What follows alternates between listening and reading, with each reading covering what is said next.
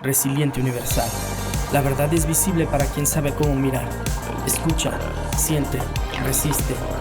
Resiliente Universal es un espacio para compartir, donde hablamos con amigos, emprendedores, empresarios, profesionistas, especialistas y personas libres que adoptaron y transformaron sus paradigmas a través de la resiliencia. ¿Estás listo para desafiar tus límites y tu conciencia? Comenzamos. Resilientes Universales, bienvenidos a su podcast. Mi nombre es Violeta Pérez y como se los habíamos prometido, además de gente que admiro, pues es gente que tiene una especialidad y que tiene algo en común también con este nombre de este podcast. Y les quiero presentar el día de hoy al doctor Daniel Enciso Pérez. Sí, somos muchos Pérez, pero somos más los buenos. La coincidencia, y bueno, platicando fuera de este podcast, en el ambiente, somos amigos, nos conocemos de hace algún tiempo. Quiero platicarles un poquito de él. Cirujano general coloproctólogo, especialista en colon, recto y ano. Un tema que muy pocas veces se habla o muy pocas veces incluso tocamos algún síntoma. Nos da pena, nos da vergüenza, como que no se habla ni en casa, ni nos educan. Yo recuerdo justo hace algunos años comenzamos desarrollando todo mi emprendimiento social. Estuvimos desarrollando un prototipo para las comunidades vulnerables que no contaban con drenaje. Y al principio, nuestra falta de entendimiento, que hasta que te conocí quité varios paradigmas de mi cabeza, fue entonces cuando empezamos a desarrollar un baño, o sea, literalmente para que las personas tuvieran un espacio digno, pero después en la investigación nos dimos cuenta que obviamente el inodoro o este proceso donde todos podemos hacer, como dicen, en el trono, ni siquiera es ergonómico, ni siquiera ayuda a nuestra fisionomía, ni facilita que nosotros podemos defecar a gusto. Y justo fue cuando conocí al doctor Daniel Enciso que me dijo, obviamente para nada es lo más óptimo y hay algunos instrumentos que facilitan y demás. Vamos a estar platicando de ese tema, pero creo que muchas veces lo identificamos como una necesidad básica, pero no dimensionamos el impacto que tiene en nuestra vida. Y justo el día de hoy quiero que nos platiques de ti, de tu especialidad, pero también cómo te fuiste dando cuenta de estas cosas que muchas veces hasta que vamos teniendo este grado de experiencia es cuando vamos integrando conocimiento. Y justo me encantaría platicar porque estábamos ya nosotros súper listos y me dijeron, Violeta, o sea, el fondo verde bye porque no se va a poder ver el morado por el contraste de su uniforme y pues no pasa nada. Pero empezamos a tener una plática súper cálida que me encantaría porque hay algo que nos identifica. Fuiste rebelde desde el principio, o sea, me platicabas, vienes de familia de papá doctor, mamá también, entonces pareciera ser que en este México las cosas deberían de ser más fácil porque eras hijo de los médicos. Y no fue, bueno, al principio fue así, pero después tuviste varios contrastes. Cuéntanos, ¿cómo comenzó eso y esa rebeldía que me platicabas? Hola, mucho gusto. Bienvenido. Gracias. Gracias por venir. Pues te platicaba que yo no veía otra imagen, ¿no? O sea, yo difícilmente veía a mi papá médico, jefe de un servicio, o bueno, pilar de un servicio de coloproctología, mi mamá asistente médica en el Seguro Social, metido pues en el civil desde chiquillo, ¿no? Yo iba al Terregal atrás a jugar fútbol desde los 5 años, ¿no? O sea, conocí al Hospital Civil, a muchísima gente llegué a conocer, ¿no? Entonces, pues estaba dicho o predicho que yo iba a hacer medicina, ¿no? Entonces, entro a medicina, definitivamente pues sí no fue... Si quieres, tuve mucha ayuda, definitivamente. Claro que se pagó al final de cuentas, ¿no? Eso te platicaba, al final recibí mentadas de madres. O sea, pasé por todas, buenas y malas. Termino medicina y pues el lugar estaba hecho o el espacio estaba abierto para irme al civil. Llego al civil, yo todavía en ese momento no era tan rebelde, pero llego al civil, de repente, pues en un lugar donde de ser nadie empiezo a convertir el Chicho, Chichito, Chicho tercero, o sea, una familia, pues ahí había varios miembros de la familia dentro del hospital en todas las áreas, entonces pues empiezo a ser más conocido de lo que normalmente hubiera sido. Hago un buen R1, la verdad, entonces eso generalmente en ese hospital te permite tener una mejor, un mejor tránsito, ¿no? Del R2, R3 y R4. Para que los que nos están viendo identifiquen qué es R1, R2, explícanos poquito para la gente que no conoce el ámbito de la medicina y el desarrollo de usted. La residencia es algo que es la especialización, ¿no? Uno hace medicina, que sería la licenciatura, y luego después haces un examen.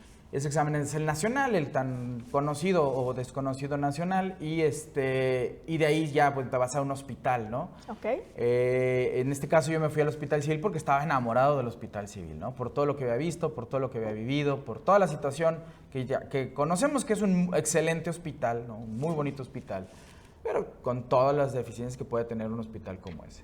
Entonces, en el R2 ya empiezo a no entender por qué estábamos haciendo lo que hacíamos, a no entender qué estaba pasando, por qué no hacíamos lo que deberíamos de hacer, cosas de ese tipo. Empecé a buscar rotaciones, empecé a buscar otras opciones. Yo era jefe de residentes en el R3, al final de cuentas traía un arete en la lengua, traía un arete en la ceja, o sea, desde ahí estaba peleado con la vida, ¿no?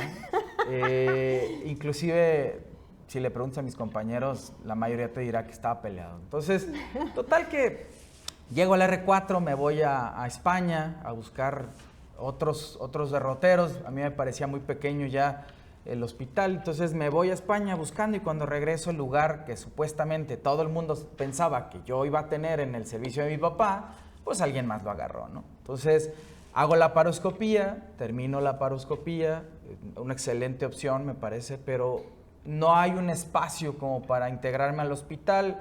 Yo venía peleado de cirugía general, entonces me integro al servicio de coloproctología y empiezo a hacer algo de cirugía laparoscópica de colon. Pero en el camino... ¿Qué es cirugía laparoscópica?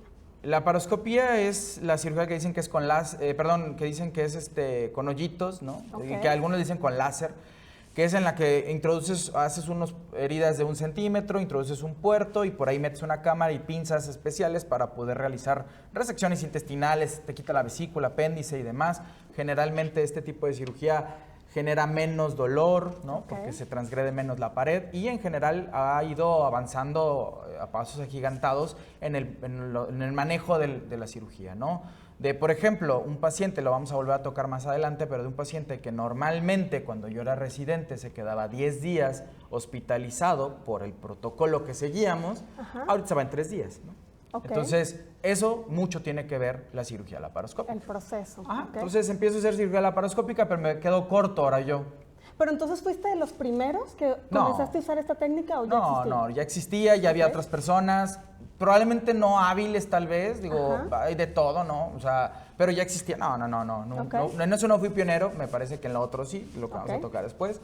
Pero el punto es que empiezo a hacer laparoscopía, pero me quedo corto, era solamente colon, volvemos a lo mismo, presupuestos, grapas, o sea, no había posibilidades probablemente de hacer tanto colon laparoscópico como a mí me hubiera encantado en ese momento. Y se abre la puerta, o bueno, decido, ¿no?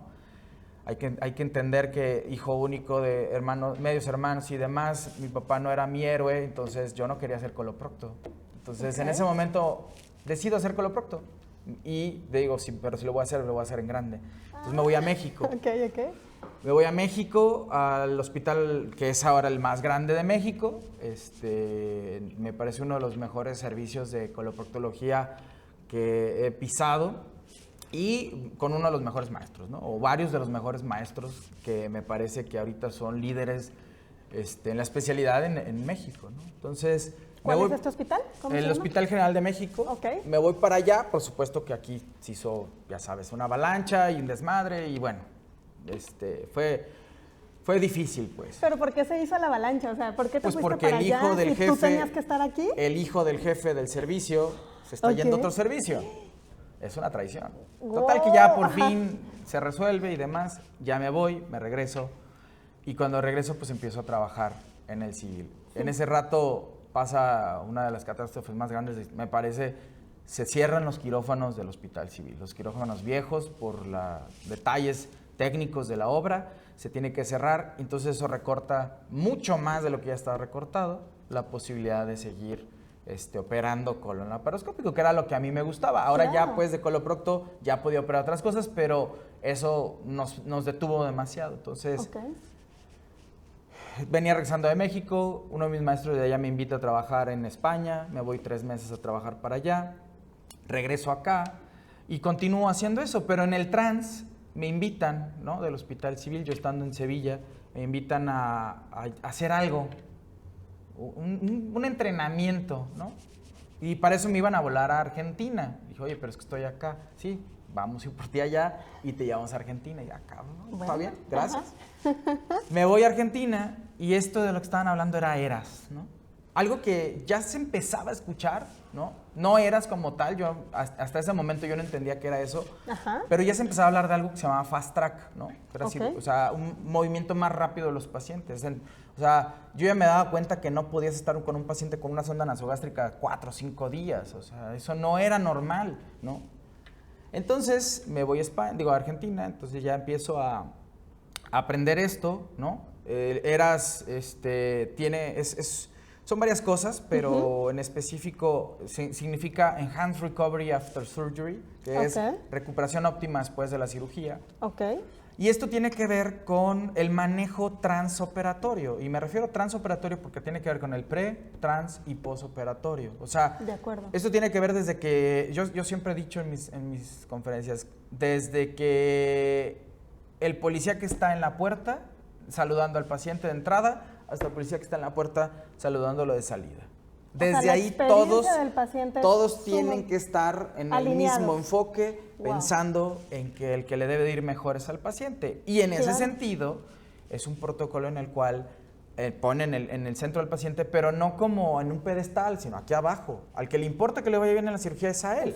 Entonces, súbelo al barco, ¿no? Entonces, explícale el proceso. Exactamente. Entonces, esto empieza, ¿no? Vamos 4 personas, una enfermera, Sofi, un motor. Esa mujer es incansable. Saludos, Sofi. Sin ella no se hubiera podido hacer esto. Un anestesiólogo, el chamuco, que la verdad, mis respetos, es un tipo que 70 y tantos y de todos modos presto a enseñar, ¿no? Rubén Rodríguez, que el primer loco, ¿no? Que se aventó a hacer esto, y que al final de cuentas era nuestra puerta de entrada a la administración, ¿no? Y que permitió que estas locuras se llevaran a cabo en un hospital centenario, ¿no? Y yo, ¿no? Como cirujano, en este caso cirujano colorectal, que al final de cuentas Eras empezó ahí, ¿no? En cirugía colorectal en el 97. Fue creciendo, se fue extendiendo por Europa, más por los nórdicos, entonces fue generando mejores resultados. El tipo dice que una sigmoidectomía, o sea, quitar un segmento del colon, ¿no? Que normalmente les digo 10 días, se van en 3. ¡Guau! Y abierto, ¿no? Entonces, a ver, pues algo estamos haciendo mal, ¿no? Entonces, empezaron a revisar y ahorita hay 25 puntos de Eras que son las buenas prácticas, digamos. O sea, no es porque a mí se me ocurrió, no es porque a Ole Lundqvist se le ocurrió o a Henry Kellett, ¿no? Que es el que empezó todo esto. No, o sea, son cosas basadas en en la mejor práctica de la medicina. Por ejemplo, evidencia, como me comentabas, ¿no? Tener datos en evidencia del país donde se está realizando es lo que genera como este conocimiento y entonces vas validando diferentes cosas en función de estas muestras o esta aplicación. Por ejemplo, el que siempre pongo, ¿no? Pues, ¿quién decide o quién decidió que hiciéramos 8 horas de ayuno? ¿De dónde sale? ¿No? O sea, ¿cuánto tarda el estómago? ¿Cuánto tarda el estómago en vaciarse? ¿No? Si le pones sólidos son 6 horas, si le pones líquidos son 2 horas. Hora y media, 2 horas. Ahora ya lo sabemos y las guías han cambiado, pero aún así se sigue haciendo 8 horas de ayuno. Entonces, ¿quién decidió? 1840 y tantos, empezando con el éter, meten a una niña a hacer una amigdalectomía, creo. Total que le instilan éter o cloroformo, no recuerdo cuál de los dos. La niña había comido, la abuelita le había dicho come para que aguantes, ¿no? Y no vayas a estar ahí. Broncoaspira y se muere. Entonces lo asocian con la comida. En ese momento dicen, comió, entonces comer es malo, no coman. Para no coman no tener 8 horas variables, para no tener variables, no tener un estómago lleno y que eso genera. Ahora sabemos que eso es completamente aberrante, ¿no? Ahora sabemos que si no comes, tienes más contenido en el estómago que si comieras, ¿no? Entonces, ese es uno de los paradigmas que se han ido rompiendo. Los drenajes en la cavidad, o sea, hay otras cosas que se han ido, por ejemplo, el ayuno después de la cirugía, ¿no? Okay. ¿Por qué? Porque ayunamos hasta 5 días, 7 días, qué sé yo, no sé, el tiempo que diga tu cirujano.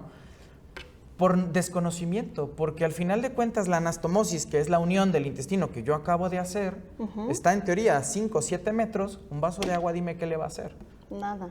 Pero a ver, para ponernos un poquito en contexto y que la gente también entienda la especialidad, en qué básicamente se especializa por su propio nombre, los principales factores por los que acude un paciente contigo, cuáles son los principales síntomas y a partir de ahí cómo es que tú generas este previo diagnóstico. No olvidemos que pues parte importante de los médicos primero es generar una anticipación o una prevención, porque nadie nos educa como para tener una buena alimentación. Sabemos hasta cierto punto qué es una buena alimentación, pero parece ser que como la ola del día a día o las actividades, como que pareciera que no es tan importante entonces la alimentación. Entonces como que enfocamos lo importante desde otro ángulo, pero vivimos como muy rápido o poco conscientes de esto. Entonces lógicamente te toca resolver ciertos temas de falta de entendimiento, generalizar un síntoma como si todo me está sucediendo, como hace ratito que hablábamos, ¿no? Que decía, no todo en la cola es hemorroides, porque llegas y tienes como un síntoma y tengo hemorroides, y lo peor que podemos hacer es automedicarnos. Una, podemos decir, no tengo dinero, y otra por querer aliviar como ese dolor inmediato, lo que sentimos. Y entonces vamos haciendo un relajo en nuestra vida y cuando ya no podemos más, ya es cuando vamos con el especialista. Pero creo que ahorita es importante como tocar los síntomas previos, luego también tú cómo le ayudas al paciente y finalmente si se requiere hacer un tipo de cirugía con este método que nos estás platicando, súper innovador, que muy pocas personas lo conocen o quizás los médicos sí, pero hay muchos temas ahí en la preparación del paciente y también desconocimiento que dices, estamos con un paradigma de tienes que conservar un ayuno de 8 horas y de entrada eso ya dificulta la recuperación del paciente, obviamente incrementa pues la estadía en un hospital y quizás a veces por temas de costos, no lo sé, no nos vamos a meter allí, pero a veces decidimos otras cosas. Pero llévanos de la mano, porque yo hasta que conocí al doctor Enciso dije, sé pronunciar coloproctología, o sea, porque no sabía pronunciarlo y ¿eso qué es? O sea, nunca te enseñan. No sabía que existía esa especialidad y por eso dije, la gente necesita saber cómo tú la llevas y cuál es la sintomatología para que digan, tengo que asistir con Daniel Enciso porque él me va a apoyar. Bueno, la coloproctología es el estudio de colon recto llano. Se ha ido subdividiendo la medicina hasta que existe un especialista en casi el meñique, ¿no? De la mano izquierda. Pero el colon recto llano es espacio de muchas enfermedades, ¿no? Entonces, por ejemplo, de los síntomas más importantes, la rectorragia, ¿no? Que el sangrado, pues, en general, lo dividimos nosotros en 3, ¿no? Rectorragia, que sería este sangrado rojo, fresco, rutilante, ¿no? Como que me acabo de cortar. Okay. El sangrado rojo vinoso, que le decimos hematoquesia. Y las melenas, ¿no? Que por regla general pensamos que es sangrado de tubo digestivo alto, o sea, estómago, esófago, y que es un sangrado más como tipo rellena, ¿no? Como muy oloroso, negro, como chapopote. Esos son los 3 tipos que normalmente vemos. El que vemos más es la rectorragia. Dolor anorrectal, definitivamente. Hay diferentes tipos, digo, aunque pareciera que todos son iguales y no puedo esperar hasta mañana, pero al final de cuentas el dolor no siempre es la causal de que el paciente venga con nosotros. Otra de las cosas que puede pasar, prolapso, por ejemplo, cuando hay enfermedad hemorroidal, que se sale una bolita, que regresa la bolita, que yo la tengo que regresar, eso también es otra de las cosas que hace que vengan con nosotros. Y en general, pues dolor abdominal, ¿no? Pareciera que dentro de la cavidad abdominal solamente hay estómago, ¿no? Porque a todo el mundo le duele el estómago, sea donde sea, pero le duele el estómago. Entonces, el colon, digo, hay una situación curiosa. La mayoría de las patologías o está por arriba o por abajo, o sea, me refiero del duodeno hacia arriba.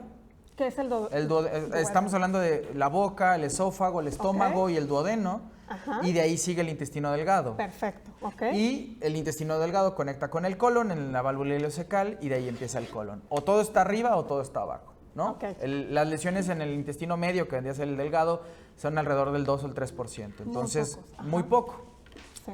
Entonces el colon, además de lo que vendría a ser el ano recto, que es la proctología como tal, que es enfermedad hemorroidal, fisuras, abscesos, fístulas, condilomas y algunas otras patologías más raras, ¿no? Pruritos anales y demás, pues no todos son hemorroides, aunque muy probablemente varios de estas patologías se van a conjuntar o se van a ver en el mismo paciente. Entonces, a veces, por ejemplo, una fisura que dura muchos años, genera tanta molestia y tanta cronicidad que va a terminar teniendo enfermedad hemorroidal.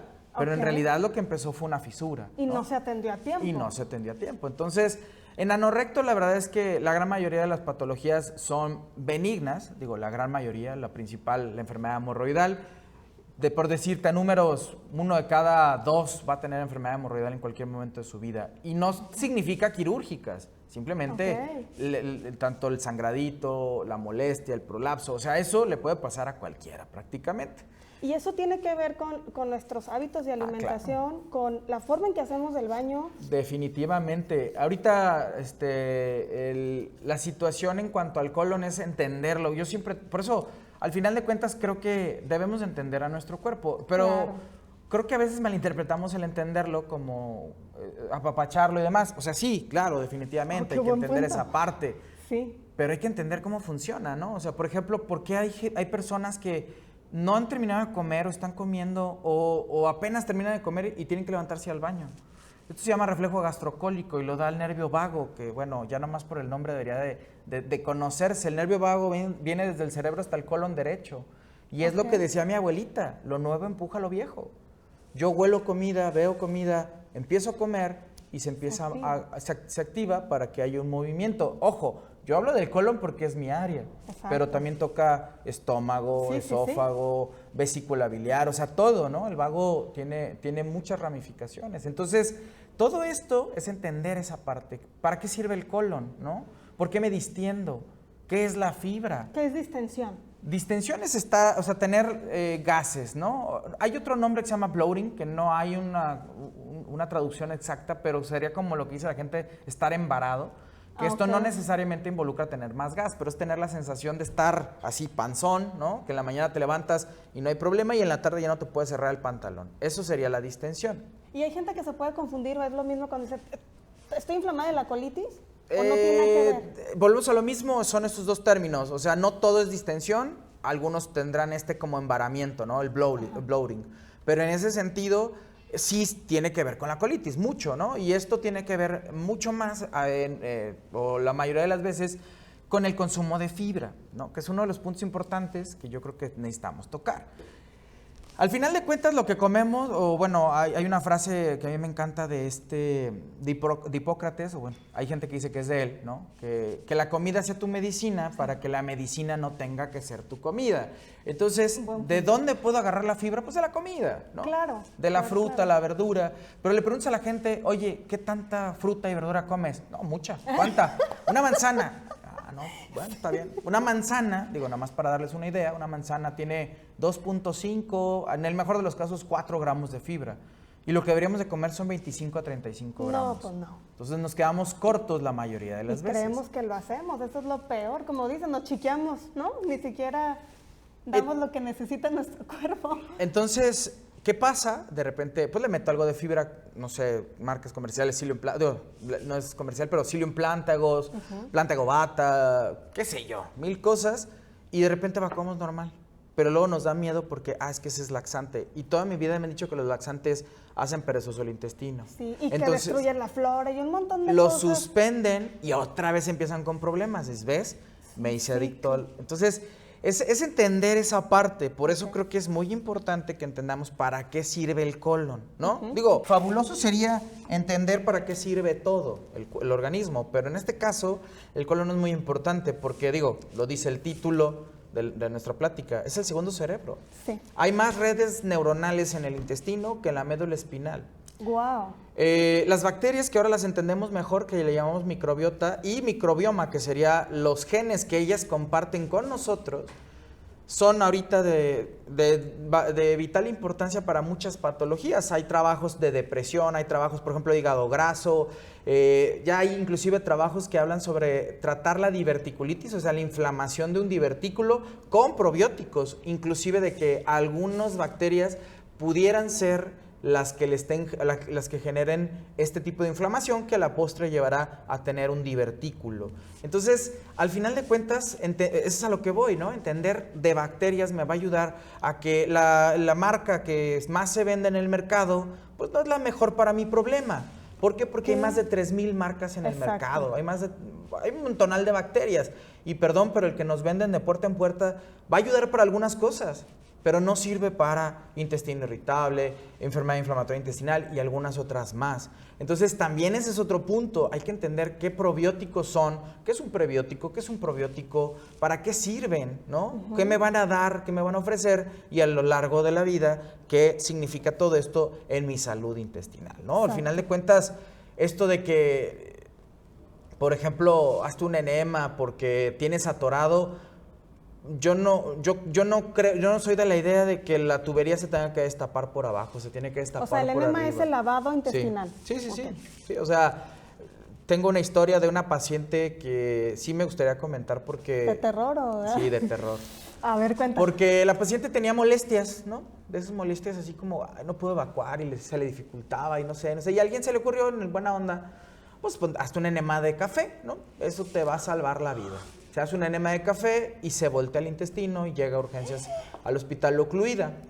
La paciente en ese trance, no recuerdo cómo bien, no fue hace ya varios años, pero en ese trance se dan cuenta que tiene un cáncer, ¿no? No. Y que en realidad lo que tenía era el cáncer y era lo que le estaba tapando. La ve onco, no la ve, la veo yo, la operamos y se convierte durante mucho tiempo en mi mano derecha en cuanto a estomas. Otro tema también muy amplio, muy álgido, que no creo que alcanzamos a tocar. Pero a lo que voy es, ella empieza a platicar de cosas que los pacientes no, o sea, por ejemplo, y digo, lo platico ahora porque ya no está, pero ella nunca pudo volver a tener intimidad sin una playera encima, ¿no? Oh, por el estoma. Entonces, por eso digo que la coloproctología tiene una amplia base de pacientes de todos colores y sabores, ¿no? Sí. Desde el que le da pena que le vean la cola hasta el que se está muriendo porque tiene una diverticulitis o un cáncer de colon, ¿no? Que ninguneamos, ¿no?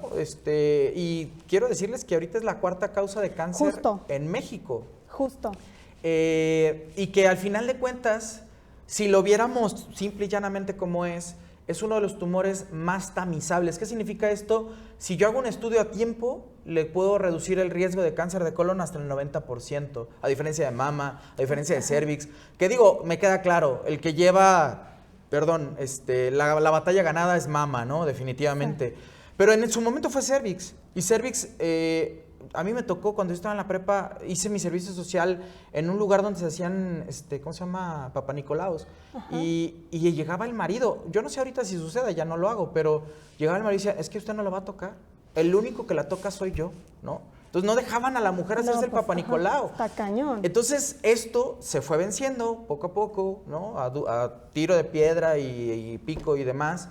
Y ahorita ya es menos frecuente ver cáncer. No se ha batido, pero sí, es menos. Mama nos está ganando la guerra. Claro. Entonces, mama es uno de ellos y ya se va entendiendo, ya están comprendiendo que ni modo, te tienes que explorar, te tienes que hacer una mamografía o un ultrasonido. Entonces, esta prevención que hablábamos. Exactamente. Y que se puede prevenir, imagínate, las estadísticas han incrementado justo por eso, porque no atendemos las recomendaciones de los doctores, no asistimos con los doctores, confundimos todo y pues puede ser una buena idea. Porque mi mamá me dijo, hazte un lavado intestinal y en realidad nuestro cuerpo puede funcionar de otra manera o es un antecedente a algo peor. Aquí es importante comentar, por ejemplo, esto que dices de con lo que empezamos, los síntomas, ¿no? Exacto. El cáncer te puede dar sangrado y las hemorroides te pueden dar sangrado. Ok. El problema es edad, sexo, todos los factores de riesgo y al final de cuentas los demás síntomas alrededor. Okay. Y definitivamente no necesariamente tiene que ser ¿cómo se llama? Algo maligno, puede ser algo benigno, nada más es romper el pudor. Y otra historia, ¿no? Amigo de la familia, tipo botudo, ¿no? ¿Cómo se llama? Fajo piteado, sombrero, macho bragado, jalisquillo, ¿no? El tipo tenía dolor y, si mal no recuerdo, también ya tiene varios años. Duró así varios años.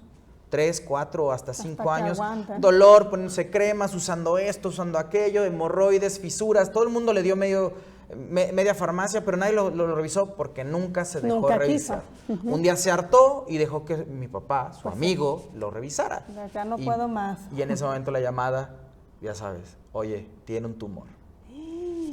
Él tristemente también ya no está aquí con nosotros, falleció. Y también son de esas historias de terror, sí, que todo iba bien y de repente todo va mal porque, y perdón que lo vuelva a decir, ¿no?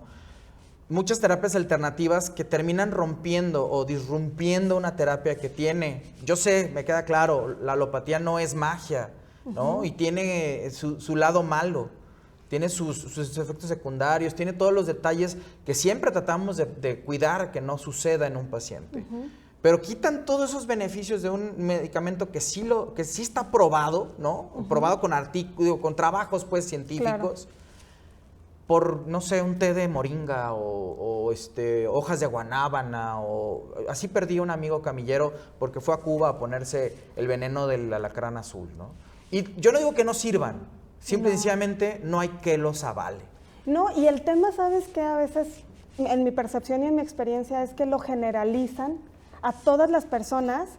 O sea, ponte este veneno, pero no toman en cuenta, como tú dices, la edad, nuestro estilo de vida, exactamente cuál es la sintomatología que nos está detonando algo. Entonces, cuando empezamos como a destajo a estar recetando, yo creo que ahí lo riesgoso, porque no hay alguien que te oriente, que te esté monitoreando, porque creo que eso es lo importante de la medicina, o cuando entramos en un tratamiento porque tenemos un dolor, bien diagnosticado, un buen tratamiento, y si en su momento se requiere algún tipo de cirugía, qué maravilla saber que existen protocolos validados, experiencia de médicos que reúnen todos estos conocimientos y que cada vez nos garantizan menos tiempo en el hospital, una preparación más adecuada, menos dolor. O sea, estas cosas no las sabemos y todo pensamos que es que ya me dijeron que me quiero operar, y también no solo por el pudor, sino por el miedo de qué me va a pasar, porque pensamos que todavía es, ¿no? Como la navaja, te abro y entonces vas a tener que estar recuperándote mucho tiempo. Es muy útil saber este tipo de tecnología que existen, los nuevos protocolos también ya validados y que finalmente dan una mejor experiencia al paciente, una anticipación y evitar estas historias de terror de perder vidas, perder a seres queridos. Pues no, nadie quisiéramos estar en esta situación, y menos, o no poder disfrutar de esta vida, ¿no? Por es que, fíjate, una negligencia. Entre lo de la prevención, ahorita me viene a la mente, mucho es el miedo, pero el miedo a encontrar, ¿no? O sea, ¿qué pasa si me encuentro un cáncer? ¿Qué va a pasar? ¿Se va a destruir mi vida, la de mi familia, todos alrededor? Cuando no digo, me queda claro que tener cáncer no está padre, ¿no? Lo entiendo. De entrada es choque, ¿no? Pero en esta idea de no preocuparme por tenerlo, no desaparece la enfermedad. No desaparece.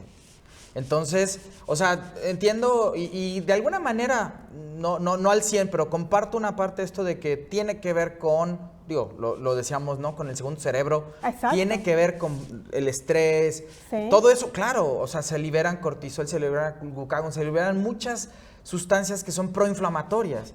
Esto, por supuesto, digo, no nos equivoquemos, ¿no? Factores de riesgo de cáncer de colon es tabaquismo, alcoholismo, obesidad. Somos el segundo país, el primero. Sí. Ahí estamos jugando entre primero y segundo. Sedentarismo, ¿no? ¿Cuántos de nosotros nos levantamos de la silla para hacer ejercicio? Sí. Hay un trabajo aquí en Guadalajara, en el CUCS, en el que se demostró que el factor de riesgo preponderante en la población con cáncer de recto, digo, no una población enorme, pero la población que llegó ahí era sedentarismo. Y nadie voltea, digo, claro, todo el mundo decimos, haz ejercicio y haz ejercicio. Pues sí, pero no tenemos programas de, a ver, mijo, acá. Por ejemplo, ¿no? Digo, a mí siempre me ha dado escozor, ¿por qué en otros países, por decirte un ejemplo, en donde la salud es gratuita, ¿no? Bélgica, por ejemplo, te obligan a hacer una colonos a cierta edad? No es, oye, ¿quieres? No. Te toca, si no te haces la colonos, la próxima consulta o lo que sea, lo vas a pagar. Oye, pero es que yo tengo mis derechos. Sí, claro, pero yo también. Digo, al final de cuentas, ¿quién es el que paga quimio, radio, cirugías? Claro. O sea, el gobierno. Eso es otro tema que, digo, me queda claro, nos fijamos en el costo de la pinza y no en los beneficios, ¿no? Correcto. Eso es otro tema que también es muy bueno, pero creo que no. Sí. Total, que el punto es, Hay muchos temas. en cuanto a prevención de cáncer de colon, la edad mejor ahorita en este momento son los 45 años. Se ha empezado a ver cáncer colorectal en edades más tempranas. Jóvenes. Tenemos una alta, ¿cómo se llama? Cantidad. Yo tengo un paciente de 18 años, bueno, tenía 18 años cuando lo operé, con un cáncer, ¿cómo se llama? O sea, que no era pues un síndrome polipósico ni nada por el estilo, o sea, no era hereditario, pues, ¿no? Un esporádico. Varios otros entre 30 y 35, pero al final de cuentas, quien se debe de tamizar, de preferencia 50 a 75. Ahorita se ha visto la tendencia de 45 a 75, ¿sí? Y bueno, el que tenga síntomas, que adelgazamiento de las heces, sangrado, tenesmo, que es vas al baño, te quedas con ganas de seguir evacuando, evacuaciones muy delgadas como lápiz, pérdida de peso que no encuentras de dónde, ¿no? Por ejemplo, pacientes que hemos tenido que, por ejemplo, ¿no? En el civil que llegué a tener pacientes con hemoglobinas bajas que estaban en hemato y nadie les rascaba, les haces una colonos y tienen un tumor del lado del colon derecho, ¿no? Entonces, al final de cuentas, siempre que tengas duda, digo, no todos los, volvemos a lo mismo que les decía, no todos los sangrados tienen que terminar, ¿no? ¿Quién decide esto? Perdón, no es el paciente. Exacto. Es el médico, pero ojo también, ¿no? O sea, no tengo nada en contra de médico de farmacia, ni otros tipos de médicos, pero si no te revisa, discúlpeme, pero... Sí, no puedes adivinar, ¿no? Tengo una frase, ¿no? El que no mete el dedo, mete la pata. Y es cierto, ¿no? Así le pasó a esta persona que les comento, por no de pura platicada, terminó con un tumor y terminó con su vida. Entonces, yo sé, no está padre, ¿no? Yo mismo no creas que voy por la vida buscando que me hagan tacto, pero en su momento lo tendría que hacer, ¿no? Sí. Como lo tenemos que hacer todos. Es una parte más del organismo y la tenemos que cuidar, porque nos va a matar. Exacto. Entonces, si identificamos algún tipo de este padecimiento, acudir. Lógicamente ahí ya nos van a dar el tratamiento más adecuado y si se requiere algo adicional, pues lógicamente tienen que confiar en el doctor Enciso por todo este conocimiento que trae y también porque constantemente te estás capacitando y eso te permite traer nuevas formas de hacerlo que sean pues más armoniosas para nuestro cuerpo, porque creo que eso es lo natural, ¿no? Si nosotros conserváramos y lo cuidáramos el problema y camináramos lo suficiente, pues quizás no tendríamos estos problemas que estamos hablando actualmente, pero definitivamente anticiparlo, también saber los periodos en que podemos revisarnos, es mejor anticiparlo a no esperar a no hacerlo y después que un dolor tremendo o algo más grave nos suceda. Entonces, creo que sí tenemos que tocar el tema emocional, porque justo las personas no acudimos al médico por este miedo, pero es un miedo infundado o construido por otras experiencias que no precisamente puede ser la tuya. O sea, creo que puede ser hasta mejor y puedes dar un testimonio de decir, no, o sea, no es lo peor que te metan el dedo, lo peor es estar en quirófano con el dolor o que no te hayas atendido. Y justo por eso el tema es segundo cerebro. ¿Cuántas personas no están estresadas y piensan que es por el trabajo? Y literalmente es que no evacúan bien. O sea, estamos comiendo mal, estamos comiendo demasiada grasa quizás, o no estamos cuidando los alimentos en los horarios oportunos. Entonces, lo asociamos con muchas otras cosas o hasta con la gente que queremos y que está a nuestro alrededor, o este tema de los ambientes tóxicos. El tóxico o el que se está intoxicando eres tú porque no estás evacuando correctamente. Entonces, yo sí invitaría a que cualquier persona, si estamos teniendo estas dificultades que nos comenta el doctor, los estemos abordando, acudamos y de antemano podamos tener una vida más saludable, más armoniosa y que nos permita pues disfrutar a los que más amamos, ¿no? Y hace ratito tocabas un tema súper importante, regresando un poco a tu historia, porque sí era importante para mí que las personas que nos están escuchando y viendo sepan primero los principales síntomas, cómo acudo a ti, o sea, ahorita nos das tus teléfonos de contacto y demás, pero esta historia que también vienes con esta rebeldía, decides hacer ciertas cosas, te vas a España, luego hay un evento que te vienes a México, ¿qué cambia en México?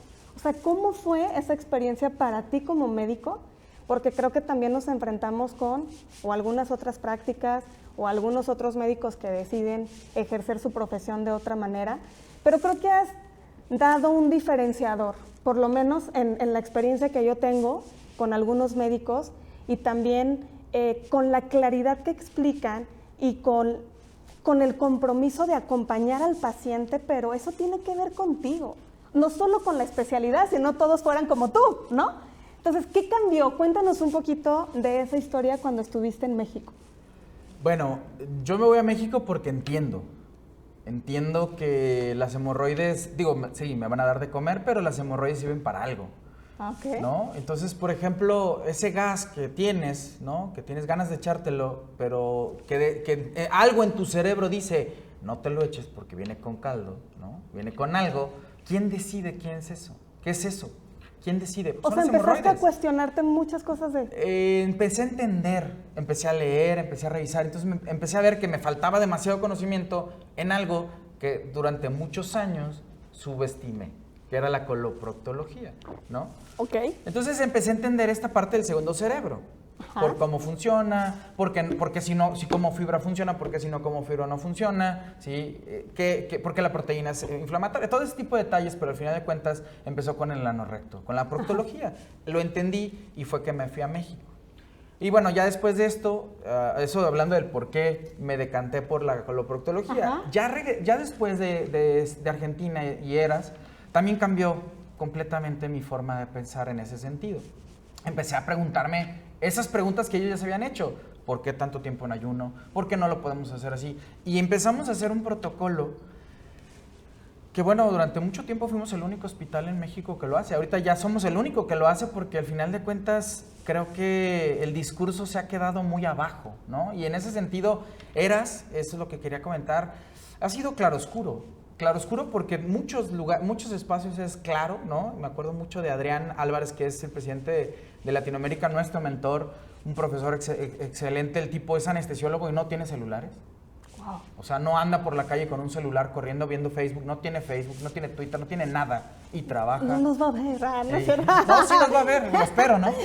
Pero a lo que voy Lo citamos y lo traemos. El tipo decía, a donde quiera que me paro, todo el mundo dice, no puede ser. Qué precioso programa, fabuloso lo que estás haciendo, pero aquí no se puede hacer.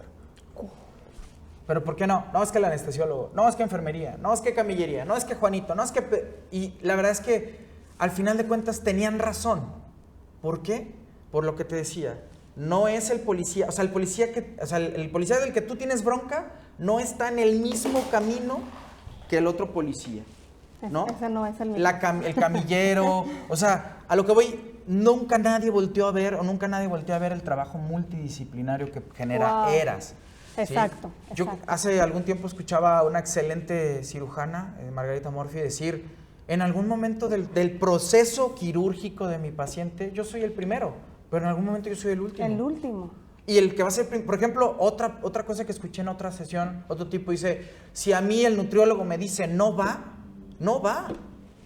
Y aquí la nutrióloga pasa visita porque está bonita, nada más. Nadie la pela, sí, hombre, dale tus juguitos y demás. Wow. Pero hay que darle el justo valor a la nutrición. Claro. Un paciente con cáncer está desnutrido, nútrelo, ¿no? Prehabilítalo, mejóralo, lleva un mejor paciente. No le exijas al anestesiólogo, oye, que haga maravillas. Haz maravillas con un guiñapo.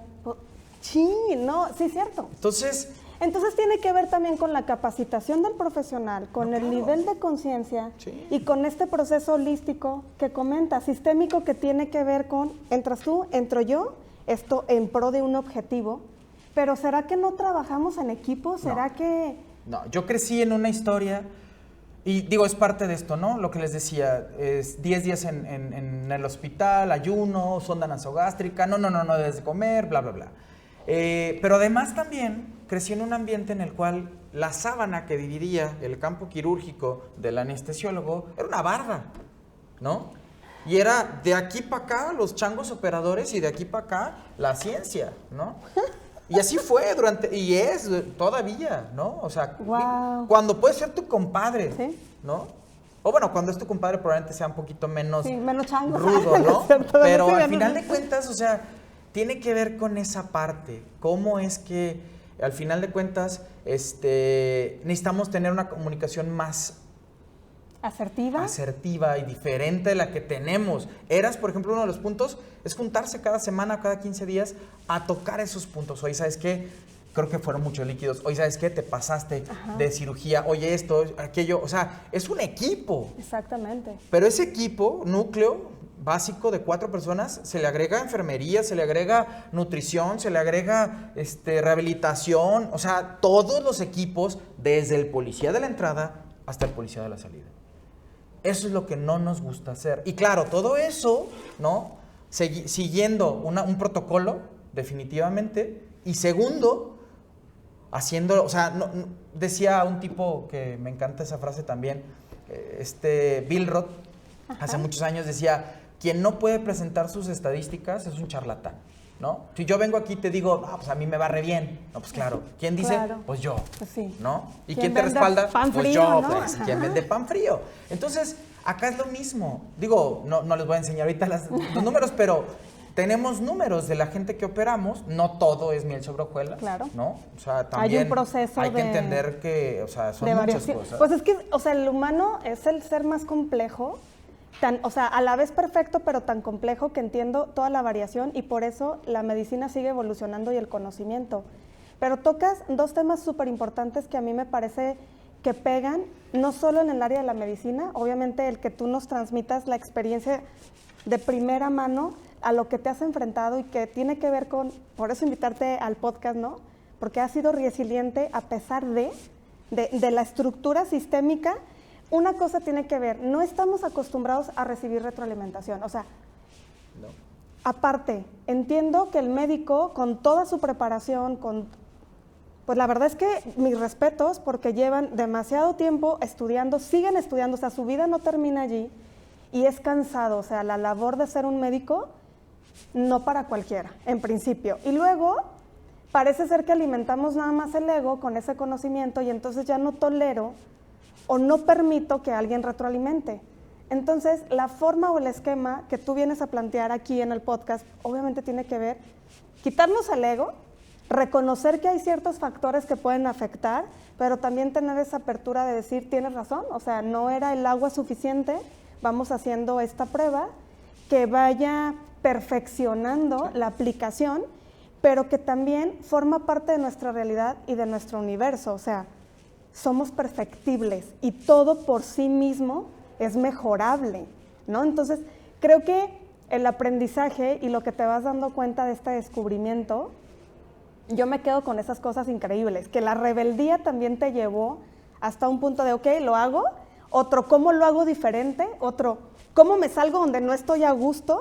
Luego, ¿cómo aporto desde este vínculo? Porque has hecho conferencias, has estado en entrenamiento de residentes, o sea, creo que tu experiencia habla de ese compromiso real que se tiene hacia la medicina, hacia el enfoque también de nuevo conocimiento, pero creo que al nivel de conciencia, porque obviamente he visto el trabajo diario que has hecho y también hay un grado de importancia y de interés y de posicionarte con el cliente y explicarle tan sencillamente, con gráficos, con colores, cómo funciona nuestro cuerpo y creo que tienes como esa flexibilidad o esa habilidad, ¿no? De explicar lo más complejo muy sencillamente para que podamos tener mejores hábitos de alimentación, de nuestro cuerpo, todo, pero a su vez también tienes la capacidad de estar aportando y de estar moviéndote todo el tiempo para estar dando esta retroalimentación. Entonces, qué fabuloso, qué increíble tenerte porque,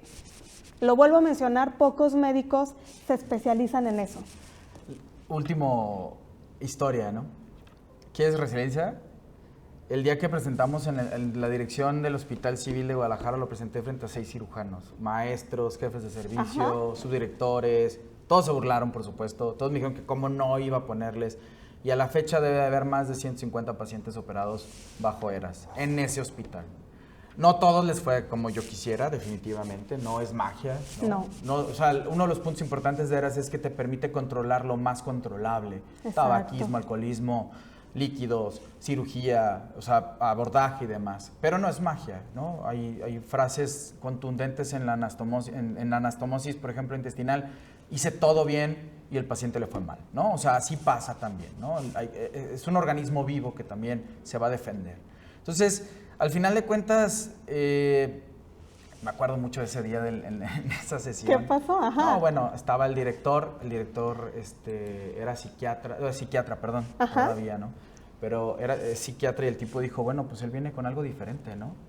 ¿Qué han aportado ustedes aquí en la mesa como para que vengan y se burlen de él? Porque Exacto. definitivamente se burlaron. Digo, la verdad es que en ese momento estaba tan envalentonado que me valió, pero Qué bueno que te valió en ese me valió momento. que lo hice. Claro. Pero bueno, al final de cuentas es eso, ¿no? O sea, no es algo que me salió de un sueño, ¿no? Está bien estipulado, se hace en otros países. En Latinoamérica se hace, ayuda a recuperar dinero, o sea, para el sistema de salud es excelente, para los hospitales es excelente, para el médico es excelente, porque te quita responsabilidad, ¿no? O sea, eleva un poco a la enfermera, Sí. ¿no? Y digo, no un poco, o sea, le eleva un friego en el sentido de que le da el poder que no le damos Ajá, que le toca. a la nutrióloga y demás. Entonces, a lo que voy con todo esto es, a mí, por ejemplo, le llamamos terapia enzimática. El paciente de repente ve entrar a uno y luego a otro y luego a otro y luego a otro. Y yo nomás fui una vez. Entonces, a diferencia de si yo estuviera solo, tendría que ir 2 o 3 veces al día, Sí. ¿no? Entonces, digo, no se trata tampoco de deslindar responsabilidades. Claro. O sea, si hay algo mal, yo tengo que ir. Pero Claro. lo que voy es, o sea, no es lo mismo ver una enfermera que es a toda madre, ¿no? Y que va y se sienta contigo y te platica, te ayuda a levantarte, la rehabilitadora que hace, deshace y se mueve y esto, la nutrióloga que está buscando cómo nutrirte mejor, qué darte, qué mejores alimentos, policía que hace que te pueda estacionar enfrente del hospital para que puedas subirte a tu carro, que puedas ir que a tu casa. entiende O sea, como que sean la situación. empáticos, ¿no? Que nos podamos comunicar entre todos nosotros, Claro. ¿no? Que te la lleves bien con el camillero, por decirte un Exacto. ejemplo, también vale la pena. Entonces, yo digo, en ese sentido, no me siento mal, ¿no? O sea, hice todo lo que estaba en mi ¿cómo se llama? Dentro de mis manos. En cuanto a eras me refiero, pues, o sea, pasaba visita en la noche, pasaba visita los fines de semana. Tuve de todo, ¿no? Tuve contestaciones erráticas, violentas, buenas, malas. Pero yo siempre dije, y lo sigo diciendo, el paciente se podría haber enojado conmigo, pero con el equipo nunca. Wow. Eso no lo puede decir mucha gente, ¿no? Exactamente. Y digo, hay gente que a mí no me quería o tal vez no me quieran, no lo sé. Al final de cuentas, yo soy el que termina haciendo el trabajo, ¿no? Claro. ¿No? Y el que comete los errores o lo que quieras y gustes. Pero con el equipo, nadie. Y hay gente que nos paga comidas, hay gente que nos regala, nos da y demás, aún años después de haber sido operados. Entonces, no es un logro mío, no lo digo como algo personal, es un logro de un equipo que, bueno, perdón, pero quisiera además, por si lo llegan a ver ellos, agradecerles todo, sí, ofrecerles una disculpa, porque bueno, ya no estoy, pero que en mi corazón siempre están, ¿no? Sí. Entonces, fuera de eso, muchísimas gracias por la invitación. No, al contrario. Y antes de cerrar, ¿cuál es tu desafío? Porque ya tocamos un chorro de temas y creo que has roto muchos desafíos. Mira, quisiera decir que es vencer al cáncer de colon, pero no va a llegar. O sea, estoy ahí y ahorita busco desde otras opciones, desde otros escenarios, cómo hacer, pero la verdad es que lo veo difícil. Y lo veo difícil porque necesita entrar en la escena nacional. Y no está o sea, aunque en el sexenio pasado ya estaba en el, ¿cómo se llama? Plan de desarrollo, en el plan de desarrollo, no deja de ser el último de la fila. No, entonces, importante. el cáncer de colon es complejo. Yo diría que Eras, en el sentido, no de Eras, porque Eras no entró porque es caro. Y no entendemos costos en México. O sea, volvemos a lo mismo de la pinza, nos quedamos en el costo de la pinza y no la ventaja de, ¿no? Que al final de cuentas ayuda a recuperar. Y Eras ha demostrado, British Columbia, en Canadá, todo el distrito, todo el estado está metido en Eras. ¿Por qué? Porque le recupera entre 1,300 y 2,000 y cacho de dólares por paciente. Imagínate. Entonces también faltan como ese tipo de indicadores que hagan un contraste. Híjole, tenemos mucha tarea y yo creo que ese es el desafío. Y comenzamos por comunicarlo y edificar justo lo que compartías hace un momento. el paciente como ser humano y no solo como el instrumento perfecto que funciona de alguna manera si hacemos algo, el equipo de trabajo y el involucramiento para que también se entienda el objetivo, lo que estamos haciendo, y finalmente seguir con ese tipo de rebeldía. O sea, yo invitaría a todos y les haría esa pregunta: ¿qué estás haciendo actualmente? Porque podemos quejarnos de muchas cosas, pero desde nuestro ámbito, ¿qué estamos haciendo? Y pues yo te felicito por esa parte de resiliencia que has venido trazando, fortaleciendo, y que continúe el camino. Y entonces, antes de terminar el podcast, me encantaría que le compartieras a las personas dónde te encontramos, dónde te buscan, porque obviamente tienes sus redes sociales, hay información súper interesante de mitos, realidades, cosas que no nos atrevemos a preguntar o hasta que estamos ahí o hasta que tenemos el problema. Entonces creo que si todavía tenemos algún tema de pudor y demás, simplemente síganlo, educamos, comparte información de valor y eso les va a ser súper útil. Compártenos tus redes y dónde te encontramos también. Bueno, en Facebook, Dr. Daniel Enciso, en Instagram, dr.danielenciso_coloproctólogo y en Twitter como Dr. Daniel Enciso. Perfecto. ¿Y estás ubicada en...? Tengo 2 consultorios, uno en Morelos 1558, entre Ramos, Millán y Chapultepec, y el otro en la Torre Santander. Ojo, es literal donde está el banco, a un lado del hospital Puerta de Hierro, ¿cómo se llama? Torre Santander, en el piso 1, consultorio 101. He estado trabajando mucho con ginecólogos, un equipo de ginecólogos fabuloso con el cual estoy haciendo algo parecido a lo que maneja Eras. Y este equipo, comparto con ellos consultorio, es de ellos. Entonces van a ver la clínica de excelencia en endometriosis. También ese es otro punto, créanme, es súper complejo. Pero bueno, gracias. Lo vamos a tocar. Muchas gracias. Un placer tenerte aquí, compartir con todos los que nos ven y nos escuchan. Nos vemos en el próximo capítulo con cosas más interesantes. Obviamente nunca alcanza el tiempo, pero espero que esto haya sido útil para tu familia, para tu vida, que comencemos también a investigar, a leer y a acercarnos a los que saben. Muchas gracias, Daniel. Hasta luego. Ser resiliente es abrir nuestra mente a un nuevo despertar profesional, empresarial y social, trascendiendo las adversidades con creatividad y experiencia, escuchando y aprendiendo de personas que conectan y co-crean. Un espacio de reflexión y conocimiento para nuestro espíritu del hoy y del futuro. Resiliente Universal.